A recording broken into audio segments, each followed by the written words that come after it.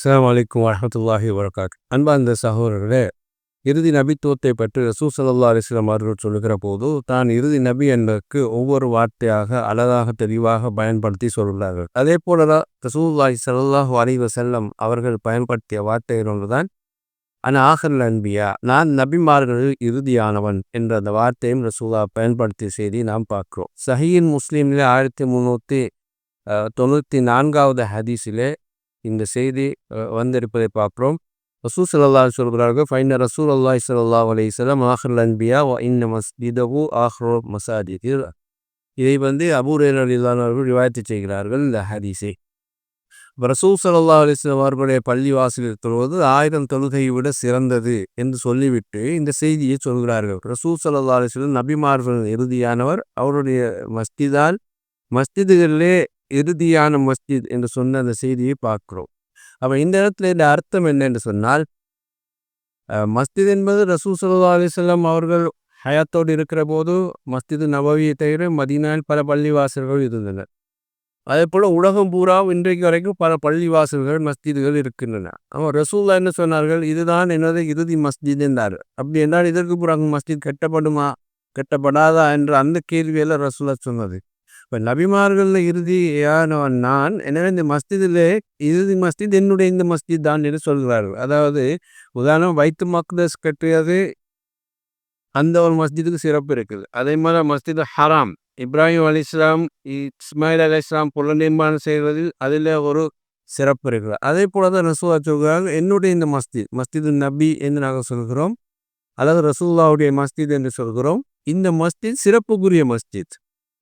பைத்துல் முகத்தஸ் தொழுவது சிறப்பானது, மஸ்ஜித் ஹராமிலே தொழுவது சிறப்பானது, அதே போல் ரசூலுல்லாஹுடைய மஸ்ஜிதிலே தொழுவதும் சிறப்பானது. இந்த மஸ்ஜிதுகளுக்கு சொல்லப்பட்டிருக்கக்கூடிய சிறப்புகள் உலகத்தில் வேறு எந்த மஸ்ஜிதுக்கும் சொல்லப்படலை.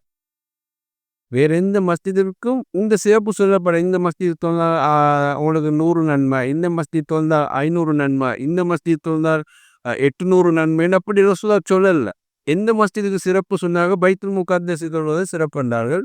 மஸ்ஜித் ஹராம் பள்ளிவாசல், அதாவது மக்கா காபாவில் தொழுவது சிறப்பென்றார்கள். அதே போல தன்னுடைய மஸ்ஜிதில் தொழுவது சிறப்பென்றார்கள். அந்த சிறப்பில் என்னுடைய மஸ்ஜித் தான் இறுதியானது என்று தான் ரசூல் ஸல்லல்லாஹு அலைஹி வஸல்லம் அவர்கள் இங்கே எங்களுக்கு சொல்கிறார்கள். எனவே இந்த அப்படி என்றால் இதுக்கு பின்னால் ஒரு நபி தான் ஒரு பள்ளி கட்டினால் அந்த பள்ளி சிறப்பாகணும். இதுக்கு பின்னால் ஒரு நபி வருவதாக இருந்தால் அப்படி அவர் என்ன அவரும் இது போல ஒரு மஸ்ஜிதை கட்டுவார். கட்டினா அல்லது சிறப்பு மஸ்ஜிதாகவும் அது இந்த உம்மத்துடைய இறுதி மஸ்ஜிதாகவும் இருக்கும். அப்போ அதை ரசூலுல்லாஹ் சொல்லலே, அப்படி வர முடியாது, வர வாய்ப்பு இல்லை என்பதுதான் ரசூலுல்லாஹ் சொல்றாங்க. நான் நபிமார்கள் இறுதியானவன், என்னுடைய மஸ்ஜித் தான் இறுதி மஸ்ஜித் என்கிறார்கள்.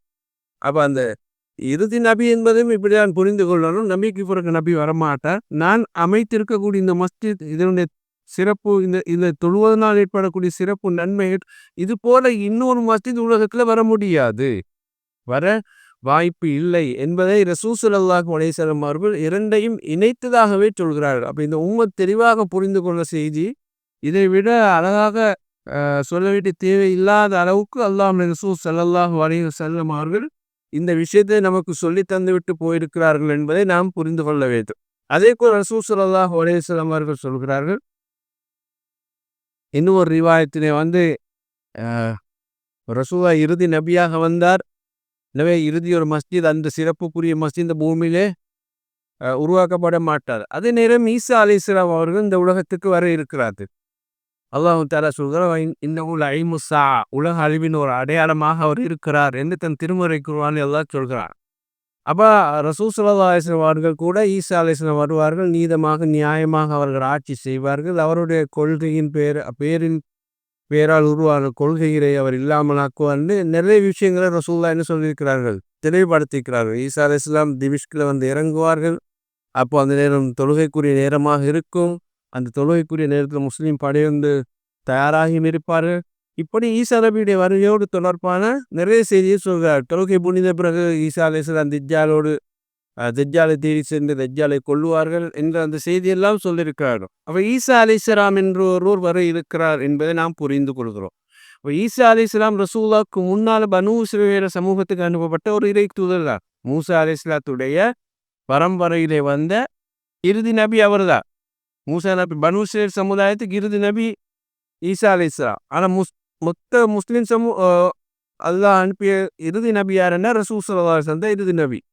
அப்ப ரசூல் ஸல்லல்லாஹு அலைஹி வஸல்லம் அவர்கள் ஈசா அலைஹிஸ்ஸலாத்தை பற்றி சொல்லும்போது அவர்கள் கொல்லப்படவில்லை. அல்லாஹ் குர்ஆனில் சொல்கிறான் வமா கத்தலூஹு வமா ஸலபூஹு.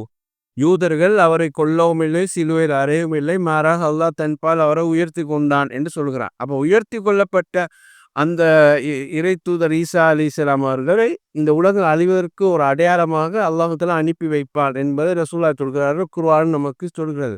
அப்படி வரக்கூடிய ஈசா அலைஹிஸ்ஸலாம் ஒரு நபியாக வருவாரா என்று கேட்டால் அவர் நபியாக வரமாட்டார்.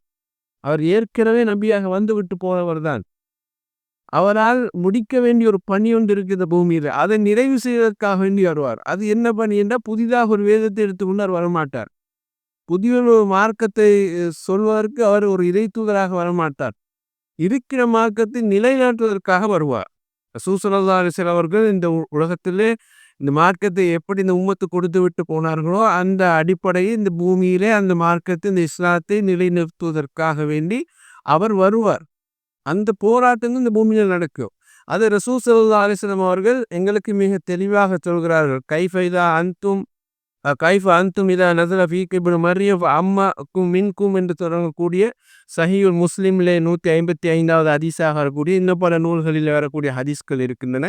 அப்போ ரசூலுல்லாஹ் சொல்கிறார், வருவார், அவர் இறங்குவார், நீதமாக ஆட்சி செய்வார், பன்றியை கொல்லுவார், சிலுவையை உடைப்பார், மக்களுக்கு நீதமான ஆட்சியை வழங்குவார் என்று ரசூலுல்லாஹ் சொன்ன ஏனைய ஹதீஸ்களும் உண்டு. இந்த ஹதீஸில் என்ன சொல்கிறார்கள் என்றால் அவர்கள் மக்களுக்கு வழி நடாத்துவார். எதை கொண்டு வழி நடாத்துவார் என்பதை சஹாபாக்கள் அறிவிக்கிற போது சொல்கிறார்கள், ஃபஅம்மக்கும் பி கிதாபி ரப்பிக்கும் தபாரக வ தஆலா வ சுன்னதி நபியிக்கும் ஸல்லல்லாஹு அலைஹி வஸல்லம். அல்லாஹ்வுடைய வேதத்தின் பிரகாரமும் நபியராருடைய சுன்னாவின் பிரகாரமும் இந்த உம்மத்தை அவர் வழி நடாத்துவார் என்று இந்த ரிவாயத்தை சொல்லக்கூடிய சஹாபி நமக்கு அறிவிக்கக்கூடியதாக இருப்பதை சஹீஹ் முஸ்லிம்லே நாம் பார்க்கிறோம். அப்போ ஈசா அலைஹிஸ்ஸலாம் கூட ஒரு நபியுடைய புதிய நபியாக இறுதி நபிக்கு பின்னால் இன்னொரு நபியாக அவர் வரமாட்டார். அவர் வருவதெல்லாம் ஒரு சீர்திருத்த பணி இந்த பூமியில நிலைநாட்டுவார். அவர் பேரால் உருவாக்கப்பட்ட மத கொள்கை ஒன்று இருக்கிறது. அந்த கொள்கையை அவர் மூலமாகவே அல்லாஹ் தஆலா இல்லாமலாக்கி நீதமான தூய்மையான கொள்கையை மறுபடியும் அல்லாஹ் தஆலா நிலைநாட்டுவான். அவர் இஸ்லாத்தின் அடிப்படையில் பூமியில் ஆட்சி செய்வார் என்பதையும் நாம் இந்த இடத்திலே புரிந்து கொள்வோம். வாஹிர் தஅவானா அல்ஹம்துலில்லாஹி ரப்பில் ஆலமீன்.